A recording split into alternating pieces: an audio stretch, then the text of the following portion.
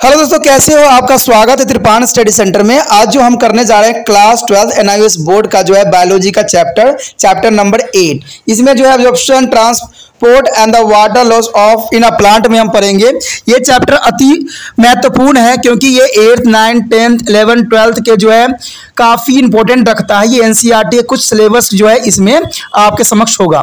देखिए दोस्तों, त्रिपान study centre जो है आपके सहूलियत के लिए ये जो है हिंदी इंग्लिश दोनों ही लैंग्वेज में आपके समक्ष प्रस्तुत होता है। तो ये काफी इंपॉर्टेंट रहता है क्योंकि आपको दोनों लैंग्वेज का डोज जो है आपको मिलेगा।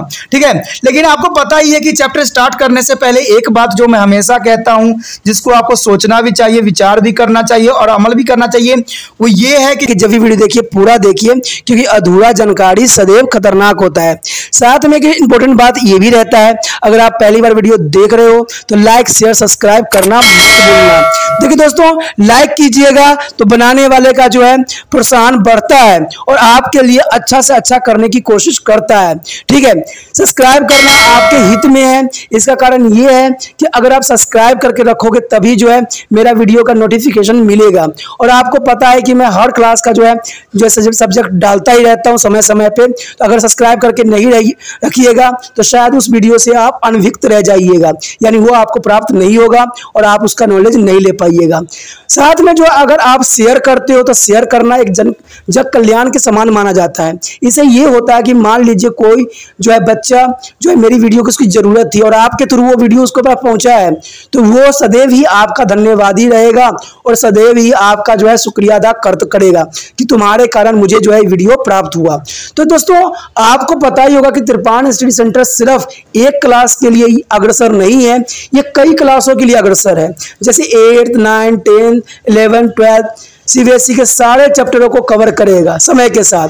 प्लस जो है एनआईओएस बोर्ड का 10th+2 को भी कवर करता है, सभी सब्जेक्टों का। प्लस जो है बीए पंजाब यूनिवर्सिटी का जो है फर्स्ट सेमेस्टर से लेकर 6th सेमेस्टर तक 8 सब्जेक्टों को कवर करता है। प्लस जो है एमए के जो है बच्चे ऑन डिमांड जो मुझे करते हैं कमेंट, उनके लिए भी त्रिपान स्टडी सेंटर जो है अग्रसर है। देखिए दोस्तों, त्रिपान स्टडी सेंटर इतना बड़ा है, विस्तृत है, तो आपको अभी जो लाइक शेयर सब्सक्राइब कीजिए और अपने दोस्तों के साथ बांटिए। ठीक है, तो भूलिए मत, ये करना आपका फर्ज है और मेरा कार्य करना है आपको टॉपिक लेके चलना है। देखिए आज देखते हैं हमारा आज टॉपिक क्या है। Our next topic is translocation of organic solutes. Friend, what do you mean to the translocations of organic solute? From a movement of organic and inorganic solute from one part of the plant to another is known as the translocations. What do you mean to? There is the solute from one part to the plant to the another part is a movement in organic and inorganic solute form. There is a called to translocations. Example, transport of sugar in the several tubes in the leaves to the stem or fruit. The example of transfer of the sugar in a leaves to stem of fruit. There are experimental evidence to suggest that a phloem is the tissue involved in their translocations of product of the photosynthesis. Example, sugar. Sugar is produced in a photosynthesis in the leaves and then sent to the all part of the plant from the growth and development of plant. Leaves is known as the source where the food is produced and all other part of the plant which is receive these foods is known as the sink. What do you mean to sink? Sink can be root, stem, fruits and storage organ like a tuberous bulb and the rhizomes. This is unlike conduction of water in a xylem will take place is one direction from the root to a bud in the aerial part of the plant. Phloem. Translocations for a leaves take place in all directions. The next is a mechanism of translocations. What do you mean to the mechanism of translocations? Mean a sugar solution in the phloems will their tubes move along with the water potential gradient and create between the source, leaf and sink storage cell. Their source is leaf and sink is a storage cell. Here the find a Mark's moment of the sugar solutions from the leaves is a mesophyll to series is a tube of the leaves and then to all part of plant. So here shown in this diagram. In diagram, there is translocation of mechanism.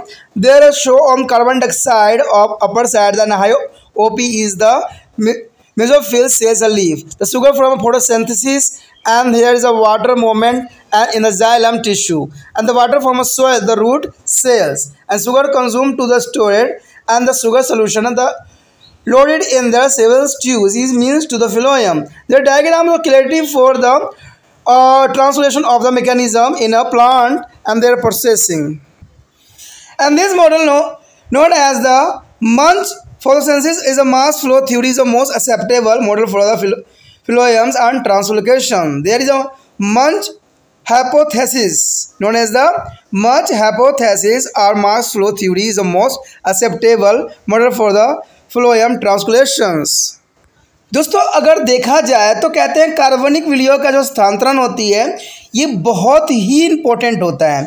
आखिर जो हम translocation पढ़ते हैं उसका मतलब क्या होता है? देखिए, ट्रांस का मतलब होता है स्थान, अंतरण का मतलब होता है लोकेशन, तो इसलिए हम जो है दोनों से मिलके बना है, यानी कार्बनिक विलयन का जो है स्थानांतरण कैसे होता है। तो यही हमारा टॉपिक भी है कि कार्बनिक विलयन का जो है स्थानांतरण किस प्रकार होता है और इसमें क्या अपना जो है विशेष योगदान देता है। तो कहते हैं कार्बनिक जो कार्बन और अकार्बनिक विलयन पदार्थों का पौधों के एक भाग से दूसरे भाग तक पहुंचाने को हम स्थानांतरण कहते हैं, यानी स्थान प्लस अंतरण यानी ट्रांसलोकेशन कहते हैं। यानी याद रखना ये बात बहुत ईजी है कि कार्बन और अकार्बनिक पदार्थ यानी इनऑर्गेनिक विलयन पदार्थों को जो है पौधे के दूसरे भागों में पहुंचाने के लिए जो तकनीक है, जो रूल है, जो रेगुलेशन, उसको हम ट्रांसलोकेशन कहते हैं या क्या कहते हैं, स्थानांतरण। ठीक है, साधारण शब्दों में चलीनी नालिकाओं में शर्करा के परिवहन को स्थानांतरण कहते हैं। अगर साधारण भाषा में लोग तो जो नालिकाओं में जो शर्करा यानी शुगर का जो ट्रांसफर होती है उसी को स्थानांतरण कहते हैं। तो ये बहुत ही आसान शब्दों में था। कहते हैं कुछ प्रयोगात्मक तथा सुझाए गए हैं कि फ्लोएम का एक ऐसा ऊतक है जो प्रकाश संश्लेषण के उत्पादकों जैसे शर्करा के स्थानांतरित करने का काम भी करता है, यानी प्रकाश संश्लेषण में जो होता है ट्रांसलेशन करते हैं ये सारे पत्तियां जो होते हैं, यानी अपना भोजन को जो है विभिन्न पार्टों में पहुंचाना ही इनका उद्देश्य है। कहते हैं पत्तियों में प्रकाश संश्लेषण क्रिया द्वारा शर्करा का उत्पादन होता है और इसे पौधे के सभी भागों की वृद्धि और विकास के लिए भेज दिया जाता है। अगर नहीं जाएगा तो पौधे का जो है विकास नहीं हो पाएगा, इसलिए जो है translocation is the most important processing in a plant. So पत्ती एक ऐसा साधन है जहां पर भोजन उत्पन्न होता है और पौधों के दूसरे भागों में यहाँ पर भोजन पहुंचाया जाता है, जिसे हम शिंक कहते हैं। शिंक नाम से जाना जाता है। शिंक जड़, तना, फल और स्नेह के अंग जैसे कंद, वल्ले, राइजोम इत्यादि हो सकते हैं। देखिए, शिंक का मतलब ही होता है, शिंक का मतलब होता है जड़, तना, फल या संचलन। ये सारे को अगर हम मिला देते हैं तो वो शिंक कहलाती है। ठीक है, इस प्रकार जाइलम में पानी का जो है अनचाहा संचलन जो कि एक दिशा में शुरू होकर जड़ से होकर पौधे के ऊपरी वलय भागों में भेजा जाता है। फ्लोएम स्थानांतरण पत्तियों द्वारा सभी दिशाओं में होना सुनिश्चित करता है। अब देखिए ये कितना इम्पोर्टेंट था कि सारे पार्ट में पहुंचाना भोजन, क्योंकि देखिए अगर नहीं पहुंचेगा सभी पार्टों में भोजन तो पौधा जो है पूरी तरह से प्रॉपर ग्रो नहीं करेगा। तो ये बहुत ही इम्पोर्टेंट होता है, क्योंकि जो हमारा इनऑर्गेनिक ऑर्गेनिक मटेरियल है उसको पहुंचाना, यानी कार्बन और अकार्बनिक पदार्थ जो है उसको जो है पौधे के विभिन्न भागों में पहुँचाना बहुत ही महत्वपूर्ण होता है। क्योंकि आपको पता है भोजन अगर नहीं पहुँचेगा तो वो पार्ट जो है ग्रोथ नहीं करेगा, एक्टिव नहीं रहेगा। अब इसमें जो है हमारा मैकेनिज्म क्या है ट्रांसलोकेशन की, यानी स्थानांतरण की क्रियाविधि क्या है। देखिए मैकेनिज्म क्या है, क्रियाविधि। ठीक है, तो क्रियाविधि क्या है, कैसे कार्य करता है, तो ये बहुत ही इंपॉर्टेंट बात यहाँ पर रखता है कि क्रिया कैसे करता है।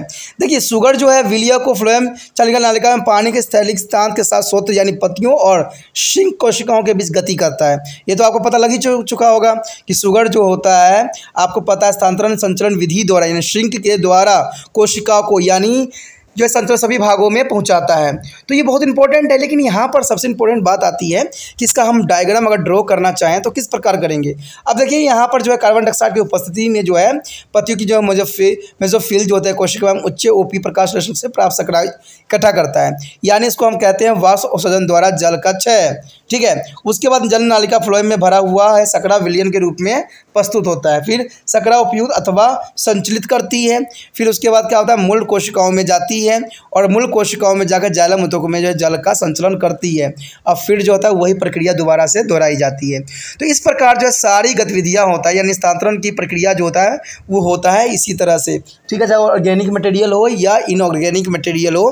तो इसी प्रकार से जो है सारी क्रियाएँ होती है जो कि बहुत ही महत्वपूर्ण माना जाता है। अब देखिए ये सारी क्रियाएं जो होती है उसको हम कहते क्या है, यह जो है इसको हम कहते हैं मॉडल, मंच, परिकल्पना या साहित्य प्रवाह मत, यानी मंच, हाइपोथेसिस और मास फ्लो थ्योरी के नाम से भी जाना जाता है और फ्लोएम सिद्धांत का सबसे अधिक स्वीकार्य मॉडल है। यानी इसको सभी लोगों ने जो है स्वीकार भी किया है और इसको जो है मान्यता भी दिया है। इसलिए ये जो कभी कभी एग्जाम में आ जाता है कि मंच फॉर हाइपोथेसिस का जो है या मास फ्लो थ्योरीज के जो आपके समक्ष जो मॉडल है वो क्या है, तो याद रखना यही एक मॉडल है और ये एग्जाम के व्यू से भी काफ़ी महत्वपूर्ण। The our next topic is the most important topic in a plant, that transpiration. Transpiration mean, what do you mean to transpiration? The first is question is mind is what is a transpiration? So transpiration is the loss of water from the areas part of the plant in form of water vapor is a term, is a transpiration. Friend, the loss of water from the aerial part of the plant in the form of water vapor is a term to the transpiration. It's a vapor form of water. It's called to the transpirations. When transpiration is a low and absorption of water by the root is a high loss of water from a leaves in the form of liquid is a term gutations. The guttation it mean to a high loss of water from the leaves is form a liquid is a term is a gutations. Their transpirations may be occur through the three main sites in a plant. The first, cuticles, lentili, and the stomata.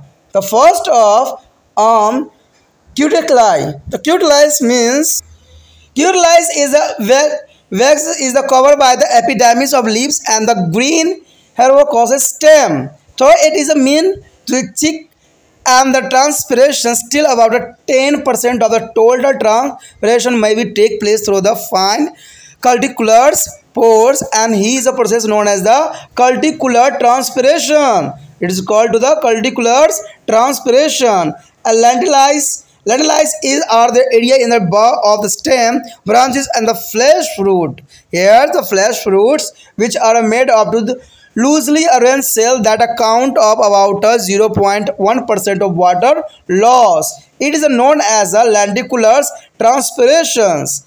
And the eighth list is a stomata. The stomata are the minute spore on the epidermis of leaves or terete gray stems whose the opening and closing are controlled by the guard cell. About 90% of water loss from a plant take place through the stomata by processing known as the stomatal transpiration.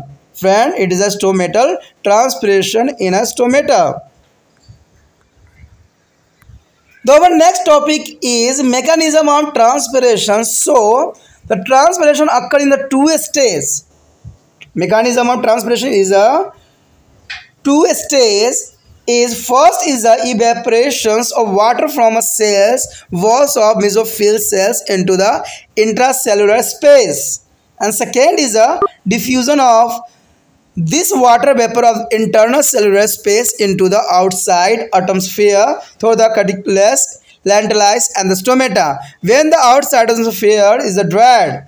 So factor affecting to transpiration. Who is the factor is affecting our transpiration? So there is the first, there are many external internal factors that affect a process. The first is temperature. First is temperature. The increasing in temperature increasing the rate of transpirations by the increasing the rate of evaporation of water from a cell surface and decreasing a humidity of the atmosphere. Second is a wind velocity. The wind velocity is an important factor. The increasing in the wind velocity increasing the rate of transpirations by removing the water vapor of the atmosphere and the lowering the relative humidity around the aerial part of a plant. So third is a light. The light has got no direct effect on the rate of transpiration, but is indirectly it is affect the rate in the two way.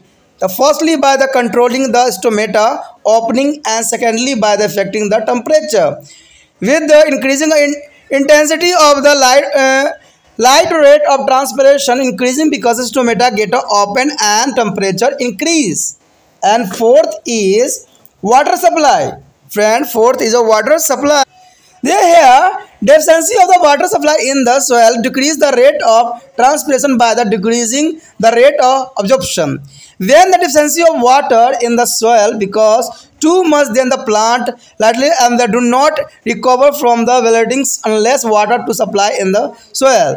This is known as the permanent wetlands. The permanent wetlands is the when in the hot and dry summer day the plant transpire more casual to higher water loss by the leaves than the root are able to absorb even though there is enough water in the soil. The plants with the cavitating to the temporarily wetlands as the plant recover from such wetlands in their late afternoon at a night.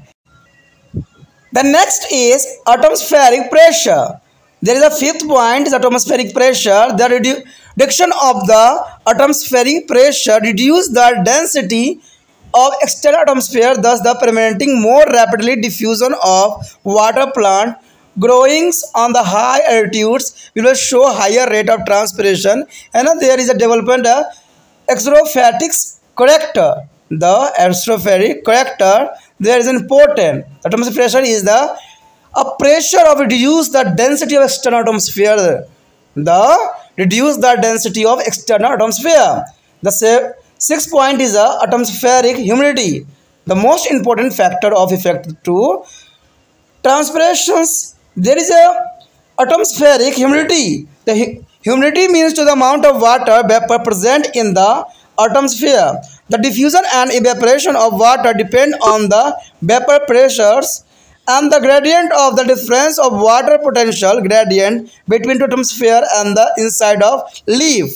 So, more the difference, more will be the rate of transpiration. It is atmospheric humidity is the most important to evaporation of the water in a plant. The internal plant factor. The content plant adaptations reduced transpirations mean a reduced size of the leaves, thereby to reducing a transpiring of surface. Some exophatics plant have needles like a spine like a leaves, the pinnae and the openidia. There things a deposition of the caudine wax-like substance on the leaf surface. The stomata found sunken in their cavities are surrounding by the epidermis hair as in the neuraces and canca. And the root shot is a ratio when there is more root and the less of shorted system of leaves. There will be a more untranspiration. Root is the water absorbing a surface and the short are leaves representing the transpiring surface. High root short ratio will be causal to more transpiration. दोस्तों ये अत्यंत महत्वपूर्ण topic है transpiration यानी वर्षा उत्सर्जन। देखिए ये जो होता है पौधों के लिए अत्यंत महत्वपूर्ण होता है क्योंकि इसी के द्वारा जो है पौधों में जो होती है पानी का हर्ष होता है। ठीक है, तो वर्षा उत्सर्जन का मतलब ही ट्रांसपिरेशन होती है। तो इसका मतलब क्या होता है, वर्षा उत्सर्जन होती क्या है? तो देखा जाए तो इसको हम सिंपल लैंग्वेज में साधारण भाषा में कह दे सकते हैं कि पौधों के वायवीय भागों में जल वाष्प के रूप में जल क्षय को वर्षा उत्सर्जन कहते हैं। देखिए जल क्षय का मतलब होता है लॉस ऑफ वाटर। ठीक है, यानी जय का क्षय, इसका मतलब होता है वाटर जो लॉस होती है उसको हम वाष्प उत्सर्जन यानी ट्रांसपिरेशन कहते हैं। और द्रव्य रूप में इसे जो है बिंदु स्वात यानी गुटेशन कहते हैं यानी बिंदु स्वात्र कहते हैं। तो याद रखना बिंदु स्वात्र कहते हैं जो जिसमें द्रव्य के रूप में होते हैं, और जो जल के क्षय के रूप में होते हैं उसको हम वाष्प उत्सर्जन कहते हैं यानी ट्रांसपिरेशन। तो इसमें दो राय आपको नहीं होना चाहिए। कहते हैं पौधों में वाष्प उत्सर्जन मुख्यतः 3 प्रमुख स्थानों में होता है। ठीक है, जैसे कुलीकट में हो गया। ठीक है, उसके बाद है लेंटिसेल्स यानी वर्तरंध्र में हो गया यानी रंध्र यानी स्टोमेटा में हो गया। तो ये 3 चीज़ें जो होती है काफ़ी महत्वपूर्ण होता है जिसमें ये चीज़ें होती है। देखिए वेलकुट अपना जगह पर अपना स्थान रखता है, वातरंध्र अपना जगह पर अपना स्थान रखता है, और रंध्र जो स्टोमेटा होता है अपना स्थान पर रखता है। जैसे कि आप अभी तक सब्सक्राइब नहीं किए हो तो ये आपके लिए भी एक कहते हैं एक तरह से वाष्प उत्सर्जन हो जाएगा। रीजन इसका ये होता है कि अगर आप जैसे सब्सक्राइब करके रखते नहीं हो तो दोबारा जो मैं टॉपिक भेजूंगा आपके लिए तो वो टॉपिक आपको मिलेगा नहीं, फिर रह जाओगे। तो सोचिए नहीं दोस्तों, विचार नहीं कीजिए, फटाक से सब्सक्राइब का बटन दबा दीजिए, जिससे कि आपको जो होगा मेरे नेक्स्ट वीडियो का जो है नोटिफिकेशन मिलता रहेगा। और आपको पता है कि त्रिपाण एनालिसिस सेंटर सिर्फ यहीं तक नहीं है सिर्फ रुका हुआ है, इसका बहुत विस्तृत है, समय के साथ सब कुछ होता चला जा रहा है। तो आप जो है जल्दी सब्सक्राइब कर लीजिए, कहीं आप चूक ना जाओ, बाद में कहीं सोचने में ना लग जाओ कि भाई जो मैंने देखा था वीडियो कि क्या नाम था उसका, क्या चैनल का नाम था। तो यही बच्चे मुझे बार बार बताते हैं कि आपका चैनल तो मिलता ही नहीं है। ठीक है, नहीं मिलता, रीज़न तो यही है ना कि आप सब्सक्राइब करके रखते नहीं हो ना, आपको पूरे वीडियो का इन्फॉर्मेशन रहती है। तो ऐसा ही होता है, क्योंकि देखिए जो चीज़ हर्ट्स हो जाता है ना, जो चीज़ कहते हैं लॉस हो जाता है, उसको दोबारा मिलना संभव नहीं होता है। अगर पौधों में पानी जो है हर्ट्स हो जाए तो फिर दोबारा जो है उसको पत्तियों को खींचना पड़ता है। तो आपको क्या करना पड़ेगा, बार बार ढूंढना पड़ेगा, बार बार ढूंढना पड़ेगा, और इससे टाइम वेस्ट होता है। इसलिए क्या कीजिए, सोचिए नहीं, विचार ना कीजिए, क्योंकि कहते हैं ना गलत कामों के लिए हमें 10 बार सोचना पड़ता है, और अच्छे कामों के लिए कभी सोचने की आवश्यकता नहीं होता है। सिर्फ एक सब्सक्राइब जो रेड बटन दिखता है उसको सब्सक्राइब करके आगे निकल जाना होता है। इससे क्या होता है कि अगर आप इस क्लास में हो, NIOS में हो, या +1 में जो है बायोलॉजी पढ़ रहे हो या +2 में पढ़ रहे हो, तो इस दोनों के लिए जो है बहुत महत्वपूर्ण है। ये 3 क्लासों के लिए अत्यंत महत्वपूर्ण है। ये NIOS बोर्ड के लिए जो बायोलॉजी बच्चे पढ़ते हैं, जो 11वीं के जो बायोलॉजी पढ़ते हैं, NCERT हो या UP बोर्ड हो या आपका बिहार बोर्ड हो, सब जगह यही चलता है।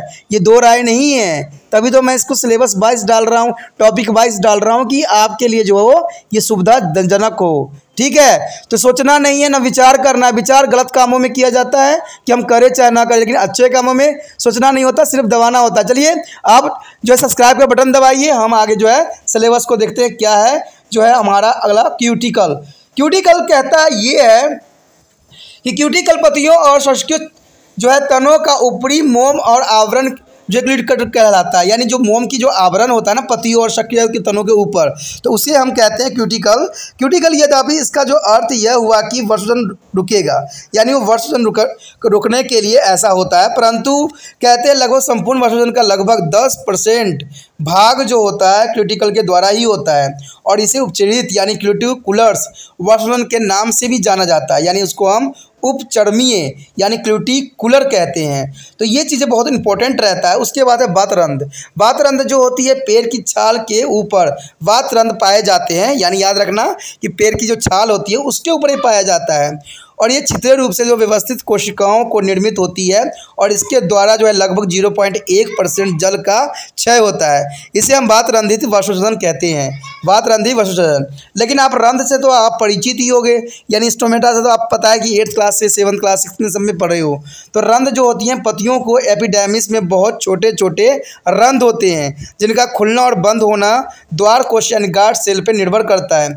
लेकिन मैंने आपको पढ़ाया भी था कि इससे भी बड़ा जो है गार्ड सेल को कौन नियंत्रण करता है। तो ये आपके लिए क्वेश्चन है कि गार्ड सेल को कौन सेल जो है नियंत्रण करता है। जिस बच्चों ने अगर टॉपिक ढंग से सुना होगा, जाना होगा, वो मुझे कमेंट करें और बताएं कि गार्ड सेल को नियंत्रण कौन सा सेल करता है। ठीक है, अगर जो बच्चे इंटेलिजेंट है वो करेंगे, जो नहीं कहोगे वो तो बेचारे लीव कर जाएंगे, उनको क्या मतलब है। लेकिन कहते हैं स्टूडेंट वही होता है जो हर एक क्वेश्चन को जो है दिमाग में रखता हो। तभी मैंने याद करो, मैंने बोला भी था कि ये PMT के लिए महत्वपूर्ण क्वेश्चन है कि गार्ड सेल को कौन सा सेल जो है नियंत्रण करता है। ठीक है, चलिए ये आपके लिए कमेंट के लिए छोड़ देता हूँ, आगे हम करते हैं। कहते हैं पौधों में लगभग जो है 90% जल क्षय रंध्रों द्वारा होती है, और इसे जो है स्टोमेटल वाष्पोत्सर्जन कहते हैं, यानी रंध्रीय जो है वाष्पोत्सर्जन कहलाता है। अब कहते हैं वाष्पोत्सर्जन की जो प्रक्रिया होती है किस प्रकार होती है, देखिए इसका मैकेनिज्म्स भी बहुत इंपॉर्टेंट रखता है। अब कहते हैं वाष्पोत्सर्जन 2 अवस्थाओं में होती है, एक होता है मेसोफिल कोशिकाओं से लेकर अंतरकोशिकीय अवकाशों के पानी का विशिष्ट होना, और दूसरा जो है अंतरकोशिकीय स्थानों से इस जल वाष्प का विस्तरण पहाड़ी वायुमंडल में होता है। जब बाहरी वायुमंडल अपेक्षाकृत कम नम हो, यानी जो बाहर होता है वो कम नम्र हो, तो जाके ही वाष्पोत्सर्जन होना जो है होता है। कहते हैं उसके बाद जो है हमारे समग्र वाष्पोत्सर्जन को प्रभावित करने वाले कौन कौन से कारक है। देखिए एग्जाम में ये क्वेश्चन जरूर पूछ लेता है, मैं पहले ही कह रहा हूँ कि वाष्पोत्सर्जन को प्रभावित करने वाले कौन कौन से कारक हैं जो इसको प्रभावित करता है। तो ये कई बार एग्जामिनरों का फेवरेट रहा है क्वेश्चन, और एग्जाम में आने के चांसेस भी है, चाहे किसी भी क्लास में हो। अगर सिलेबस है आपके तो ये क्वेश्चन 100% जो है एग्जामिनर का फेवरेट क्वेश्चन ही रहता है, ये मैं लिख के दे सकता हूँ। ठीक है, कहते हैं वाष्पोत्सर्जन के प्रभावित करने वाले कारक जो होते हैं, एक तो होते हैं आपको बाहरी या एक होता है आंतरिक। दो तरह के प्रभावित करते हैं, बाहरी कारक और एक आंतरिक कारक। तो सबसे पहले तो हमारा पता ही है कि तापमान होती है। तापमान किसी भी चीज़ को प्रभावित करने के लिए अपना महत्वपूर्ण योगदान देता है। तो टेम्परेचर जो होती है, तापमान बढ़ोतरी से वर्षण की दर बढ़ जाती है, क्योंकि भाई जितना टेम्परेचर होगा उतना पौधे में से जो है पानी का हर्ष होना ये तो संभावित ही है, जिससे कोशिका की सतह से पानी के वर्षण की दर भी बढ़ जाती है और वातावरण में आर्द्रता से कमी आ जाती है, यानी पौधों में जो है पानी कमी आ जाती है। उसके बाद वायु वेग यानी विंड वेलोसिटी भी इंपॉर्टेंट रखता है। अगर मान लीजिए तेज हवाएं चल रही है तो इसका भी जो है फर्क पड़ता है। कहते हैं वायु वेग में बढ़ोतरी से वर्षोजन की दर बढ़ने की द्वारा जो है वायुमंडल से जलवाष्प को हटने या अपेक्षित आर्द्रता को कम कर देती है। तो ये भी एक इम्पोर्टेंट फैक्टर यहाँ पर अदा करती है। उसके पश्चात है प्रकाश। देखिए लाइट भी एक अपना जगह पे महत्वपूर्ण योगदान देता है। कहते हैं प्रकाश यानी लाइट, वर्षण की दर पर प्रकाश के परोक्ष रूप से कोई सीधा प्रभाव नहीं पड़ता है, परंतु अपरोक्ष रूप से यह दर को दो तरीकों से प्रभावित करता है। प्रथम तो बात ये कहती है कि रंध्रों में खुलने की प्रक्रिया को नियंत्रण करके और दूसरा तापमान को प्रभावित करके। तो ये दो तरीके जो है प्रकाश प्रभावित करता है। एक जो है प्रक्रिया को नियंत्रण करके यानी खुलने वाली प्रक्रिया जो होती है, दूसरा जो है तापमान को प्रभावित करके। प्रकाश की तीव्रता बढ़ने से वर्षण की दर भी बढ़ जाती है, क्योंकि रंध्र खुल जाता है और तापमान बढ़ता है। देखिए जो कहते हैं ना, कुछ जो होती है एक रूल रेगुलेशन पे काम करती है, लेकिन क्या यहाँ रंध्र जो होती है, रंध्र तब खुलती है जब उस पर प्रकाश पड़ता है। इसका मतलब है प्रकाश जब पड़ेगा तो उसको समझ में आ जाएगा कि जो है मॉर्निंग हो गया है और जो है पौधे अपना भोजन बनाने के लिए तैयार हैं। तो पत्तियां के जो है जो रंध्र जो होती है वो खुल जाता है, जैसे प्रकाश पड़ता है पत्तियों पे जो है वो पत्तियों के जो रंध्र होते हैं खुल जाता है। तो प्रकाश अगर पड़ता रहेगा तो वो खुला ही रहेगा, तो इसका भी इफेक्ट इस पर पड़ता है। उसके पश्चात जो है जल आपूर्ति। देखिए वाटर सप्लाई जो है एक महत्वपूर्ण यहाँ पर जो है रोल अदा करता है। कहते हैं जो मिट्टी या मृदा में जल आपूर्ति में कमी के कारण अवशोषण की दर कम होने के कारण वर्षोजन की दर भी कम हो जाती है। जब मिट्टी में पानी की अत्यधिक कमी हो जाती है तो पौधे भी इसका प्रभाव होता है, यानी उसका प्रभाव जो है पौधों पर भी पड़ता है और वो मुरझाने से नहीं बच पाते हैं तब तक कि मिट्टी में पानी की आपूर्ति न किया जाए। इसे स्थायी मुरझाना कहते हैं। कुछ समय के लिए देखते हो पौधे, आप देखते हो कि सुबह सुबह पौधे बहुत हरे रहते हैं, लेकिन जैसे शाम होते होते सब मुरझा से जाते हैं। लेकिन आप पानी शाम में डाल देते हो तो सुबह देखते हो फिर से हरे हो जाते हैं। तो इसको कहते हैं कुछ समय के लिए, यानी स्थायी मुरझन कहलाता है। जब गर्मी और सूखी गर्मी के दिनों में पौधे जड़ से जितना पानी अवशोषित कर पाते हैं उससे कहीं ज़्यादा वाष्पशोषण हो जाते हैं। जब मिट्टी में पर्याप्त मात्रा में पानी होती है इसे हम अस्थायी मुरझाना कहते हैं। इस प्रकार मुरझाने से पौधे शाम तक या रात को पुण्य ठीक हो जाते हैं, जैसे मैंने अभी बताया। उसके पश्चात कहते हैं वायुमंडल दाब का भी इस पर प्रभाव पड़ता है, जो कि 5वां पॉइंट है, यानी एटमॉस्फेरिक प्रेशर का जो भी है इसका बहुत ही महत्वपूर्ण योगदान देता है। कहते हैं वायुमंडलीय दाब में कमी होने से बाहरी वायुमंडल के जो सदन में कमी आ जाती है, यानी घनत्व में जो है वो काफ़ी कमी आता है, वायुमंडल के घनत्व में काफ़ी कमी आती है और इस प्रकार पानी का विसरण अत्यधिक मात्रा में होता है। अधिक ऊंचाई पर उगने वाले पौधों में वर्षण की दर अधिक दिखाई देती है, जबकि उसमें जो है मरुस्थलीय विशेषता होती है, यानी ऐसे पौधे जो होते हैं मरुस्थलीय क्षेत्रों में काफ़ी पाया जाता है। और इसका जो अंतिम जो है जो प्रभाव है वो क्या है, जो बाहरी प्रभाव था वो है वायुमंडलीय आर्द्रता, यानी एटमॉस्फेरिक ह्यूमिडिटी। कहते हैं आर्द्रता का अर्थ है कि वायु में उपस्थित जलवाष्प की मात्रा, यानी पानी का विसरण और वाष्प वायुमंडल और वाष्प द्वारा दबाव स्थिर पर निर्भर कर होता है। और फिर पत्तियों के भीतर जल जो विभव स्थिरांक पर निर्भर होते हैं। ये फिर पत्तियों के भीतर जल विभव और स्थिरांक में जितना ज़्यादा अंतर होता है उतनी ही ज़्यादा वर्षोजन की दर भी होती है, जो कि काफ़ी इंपॉर्टेंट रखता है वर्षोजन में, यानी ह्यूमिडिटी का जो होता है दोस्तों बहुत ही महत्वपूर्ण योगदान होता है।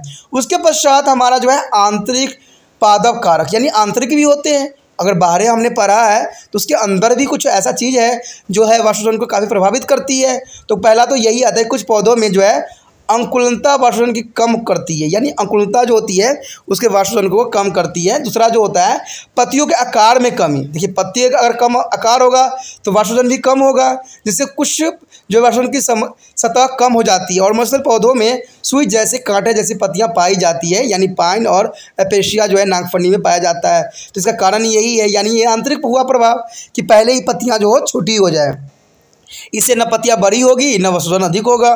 तो ये भी कहते हैं ना एक इंटेलिजेंसी रहती है।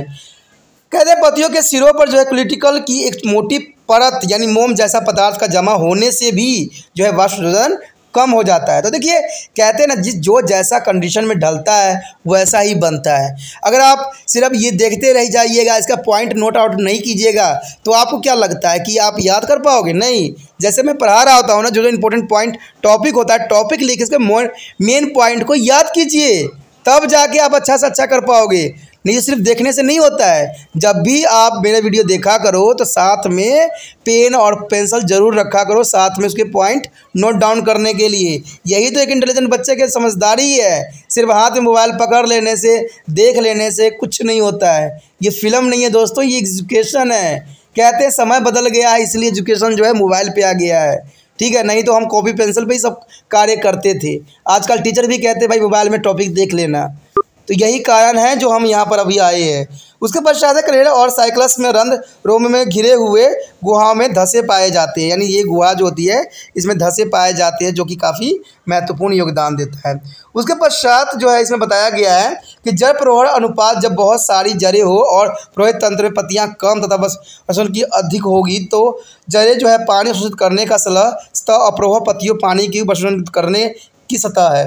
अधिक जल प्रवाह अनुपात अधिक वसन के कम कारण होगा। देखिए कहते हैं जड़ों प्रवाह का भी अपना एक कार्य होता है। इससे जो होता है अधिक से अधिक जो है पानी पौधे खींच सकते हैं, क्योंकि जितने जड़ें होंगे उतना पानी खिंचाएगा और उतना वसन को जो है थोड़ा सा कम किया जा सकता है। उसके पश्चात जो है हम पढ़ेंगे वसन के रंध्रों की क्या अपनी भूमिका है। आगे का टॉपिक जो रह गया है दोस्तों हम अगले पार्ट में करेंगे, अगले भाग में करेंगे। तो आप इस तरह बने रहिए त्रिपान स्टडी सेंटर के साथ और अपने दोस्तों के साथ भी शेयर कीजिए। इसी के साथ जो है दोस्तों हमारा टॉपिक आज खत्म हो रहा है। ठीक है, अगर आपको अच्छा लगा तो लाइक शेयर सब्सक्राइब जरूर कीजिए। अगर पहली बार अगर आप वीडियो देख रहे हो, पहली बार मेरे चैनल पे आए हो, तो सब्सक्राइब करना आपका फर्ज बन जाता है। सब्सक्राइब करने से ये होगा कि जो भी मैं आप क्लास के रिगार्डिंग कोई भी वीडियो डालूंगा उसका नोटिफिकेशन जो है समय समय पर आपको प्राप्त होता रहेगा। अगर सब्सक्राइब नहीं कीजिएगा, अगर आप दोबारा से त्रिपान स्टडी सेंटर पर आने की कोशिश कीजिएगा तो वहां पर आप त्रिपान लिखिएगा तो जो है वो त्रिपस कर देगा। ठीक है, जो आप गूगल पर सर्च करोगे त्रिपस कर देगा, जिससे वजह से आप जो है मेरे वीडियो का जो है फायदा नहीं उठा पाओगे।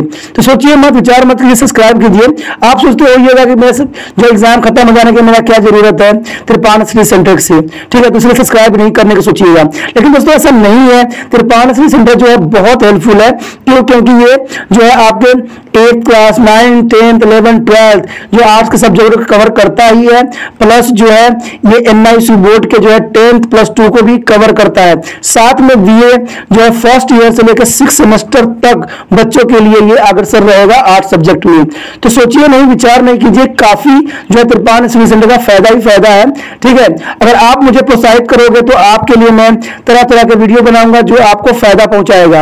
एग्जाम के तौर पर मैं आपको जो है पेपर भी आपको सोल्यूशन करके दिखाऊंगा जो आपके लिए फायदेमंद रहेगा। अगर नहीं सब्सक्राइब कीजिएगा, मेरा मनोबल घटेगा, तो हो सकता है कि आपको फिर दोबारा मैं नया वीडियो बनाऊं और आपको फायदा ना पहुंचाऊं। तो अभी भी नहीं सोचिए, मेरा जितना आप फैलाइएगा, जितने दूसरे बच्चों के साथ शेयर कीजिएगा, उतना जो है मैं आपके लिए कार्य करने में अग्रसर रहूंगा। ठीक है दोस्तों, इसे सोचिए मत, विचार मत कीजिए, अभी सब्सक्राइब कीजिए और अपनी व्हाट्सएप स्टेटस पे लगाइए और दूसरे बच्चों के साथ भी शेयर कीजिए। ठीक है दोस्तों, अपना ध्यान रखना। बाय।